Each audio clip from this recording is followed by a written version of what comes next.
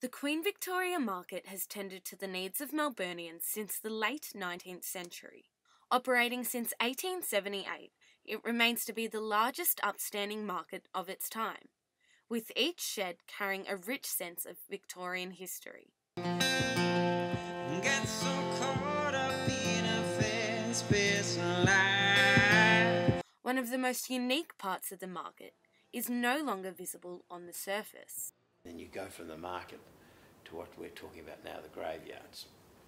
The market is built on top of Melbourne's oldest cemetery, and although close to 1,000 bodies were exhumed at the time, many of the remains are still there today. The wealthy had their bodies removed, exhumed, and the Quakers did, and the Catholics did, the Church of England did, and they had the headstones removed and put at the Fawkner Cemetery or Melbourne Cemetery, and the poor people just left there, covered in asphalt. I think it's pretty bad. The cemetery was sectioned into burial divisions, with 2 hectares going to each Christian or Caucasian community and half a hectare granted to Indigenous Australians. This is also the final resting place of the first 2 Indigenous men that were hanged by the council at the time. The Melbourne City Council has proposed a large-scale redevelopment of the site, which would include an underground car park and facilities for the traders. This $250 million proposition was declined by Heritage Victoria, with the bodies proving to be problematic. Gary Morgan has a long family history in Victoria, dating back to the 1950s. This year, he was a candidate in the Lord Mayor election and is passionate about the cemetery, even proposing to exhume the remaining bodies. The car park is asphalted over the graveyards, so I said, well, why not just remove the graveyards?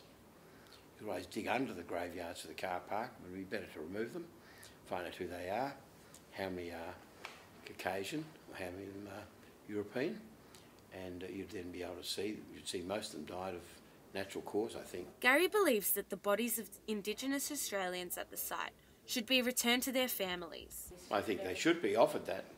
I think it's a wonderful thing to do. The City of Melbourne should do it. I think the Indigenous families would like it.